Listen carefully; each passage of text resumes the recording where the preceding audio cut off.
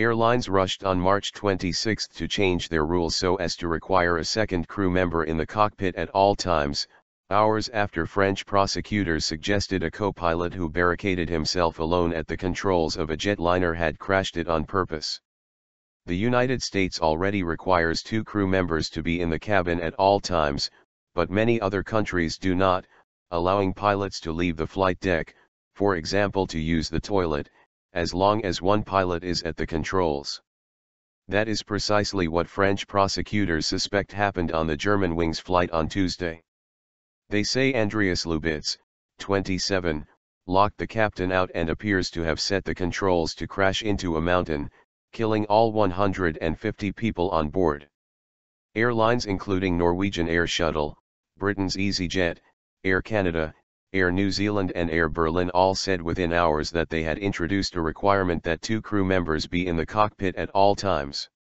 Canada said it would immediately impose such a rule on all its airlines, while those that already had such rules in place, including Ryanair, rushed to reassure customers.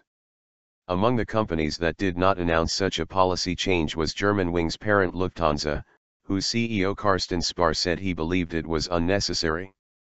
"I don't see any need to change our procedures here," Spar told journalists. "It was a one-off case. But we will look at it with the various experts at Lufthansa and the authorities.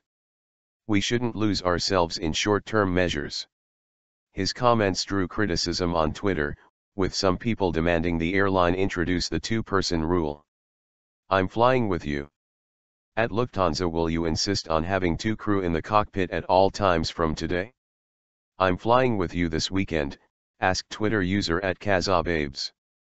Later on Thursday, Spar told German broadcaster ARD that Lufthansa would sit down with other German carriers and the country's aviation authority on Friday to discuss the matter. "We will see whether there are measures that can be taken quickly to further improve safety," he said. Germany's Aviation Association BDL said all airlines in the country, including Lufthansa, had agreed to discuss such rule changes. "Today we spoke with all our members about possible consequences," BDL Managing Director Matthias von Randau told Reuters. "We will therefore look at introducing these new procedures without delay." Australia's Qantas Airways Ltd and Singapore Airlines Ltd said they have strict, multi-layered systems in place to protect the cockpit but declined to comment further. The incident is likely to provoke further debate about the future of cockpit protections. Since the September 11 attacks on the United States, regulators have required cockpit doors to be impenetrable when locked from the inside. But the idea that pilots themselves could be a danger creates reason to re-examine such policies, said retired French crash investigator Alain Bullard.